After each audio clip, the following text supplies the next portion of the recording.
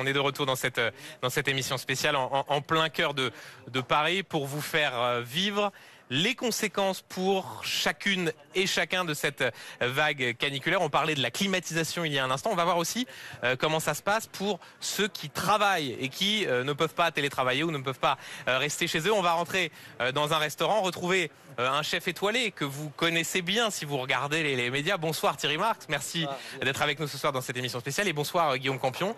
Vous êtes donc le chef de ce restaurant, de ce magnifique restaurant. Voilà un micro. Bon, je vais vous poser une première question. Là, alors, il faut dire que là, il y a un petit peu de clim ici. Un petit peu, ouais. Il fait un peu moins chaud que dehors. Il faut dire que les cuisines sont au sous-sol. Exactement. Comment est-ce que ça se passe? Comment est-ce qu'on s'organise quand on est chef cuisinier à la tête d'un établissement qui de fait reste ouvert et qu'on doit gérer, vivre des températures aussi extrêmes? On organise un peu comme on peut. On a de l'eau à disposition pour le personnel en permanence.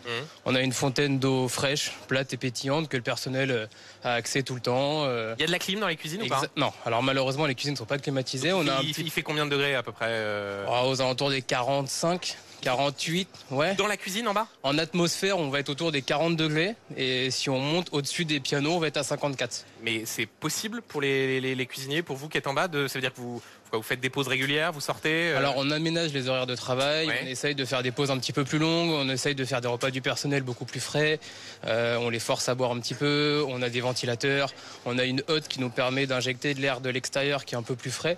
Donc en fait il fait très chaud mais on a de l'air qui passe en fait à l'intérieur de la cuisine. Mais vous qui vous y étiez il y a encore quelques instants, j'imagine? Il fait un petit peu chaud, ouais. C'est quasiment invivable. C'est un peu chaud. Ouais. Après on s'adapte. Thierry Marx, je rappelle que vous êtes à la tête de l'UMI, ouais. L'Union des métiers, voilà, de l'hôtellerie, de la restauration. Là encore, si j'ose dire, je parle pas de la cuisine. On n'est pas trop mal parce qu'il fait à peu près frais du moins ici. Oui. Mais sinon, pour ceux qui travaillent comme ça dans la restauration, dans l'hôtellerie, ça peut rapidement devenir infernal ce genre de situation. C'est rapidement infernal. Il faut faire attention à ce qui vient d'être dit. D'abord, la disponibilité de l'eau, faire respecter le décret qui doit être appliqué sur l'aménagement de pause pendant les heures de travail et surtout pourvoir le personnel en eau. Et puis pour les personnels de service, adapter la tenue aux soucis climatiques. Ça, c'est un vrai sujet. Et puis il y a le décalage dans les horaires parce qu'aujourd'hui, il n'y a pas de service à 19h parce qu'il fait trop chaud et que les horaires vont se décaler. Et pour le personnel, c'est aussi une charge supplémentaire d'avoir à décaler le travail plus tard dans la soirée. Plus tard dans la soirée, c'est-à-dire que comment est-ce que vous faites pour contourner cette chaleur-là et adapter les horaires très concrètement dans un restaurant comme ça? Ça veut dire qu'est-ce que vous dites à vos employés, à ceux qui travaillent dans la cuisine? Après, ça se fait assez naturellement parce que la clientèle arrive un petit peu plus tard. Donc ça se fait assez naturellement et après dans la cuisine on essaie de faire des rotations. Il y en a qui vont manger un petit peu plus tôt, d'autres qui partent en coupure et qui partent un peu plus tard et qui reviennent plus tard pour essayer de passer un peu moins de temps sur les moments de forte chaleur. Et quand on a des moments de service, le moment de coup de feu malheureusement on est un peu obligé d'y être. Mais les moments de creux on essaye de libérer un peu plus de temps de travail, de libérer un peu plus de pause et d'hydrater le personnel, de mettre des ventilateurs. Donc on essaye. Un mot et je vous redonnerai la parole dans un instant, Thierry Marx, sur l'impact aussi pour les consommateurs, pour vos clients. Est-ce que, alors là, il y a de la chance, on peut montrer, il y a un peu de monde quand même dans ce restaurant. On voit juste derrière nous, là, il y a quelques personnes qui sont installées en terrasse et qui visiblement passent un bon moment. Mais globalement, est-ce que vous avez vu, avec cette vague de chaleur, hier, peut-être ce soir dans les réservations, qu'il y a moins de monde et que globalement, quand il fait aussi chaud, on a plutôt envie de rester chez soi?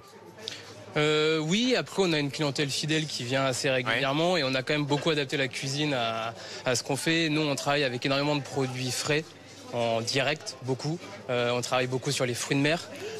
Donc c'est vrai qu'on tourne beaucoup. Quand il fait chaud, voilà. On a plutôt envie d'aller sur prendre du des poisson, fruits de mer, ouais. Sur des choses un petit peu plus fraîches, avec des fruits de mer, une formule huître, avec du poisson, des sauces à base d'huile d'olive, beaucoup d'air, beaucoup de fraîcheur, beaucoup d'agrumes, très peu de produits crus, beaucoup de produits crus plutôt, peu de produits cuits.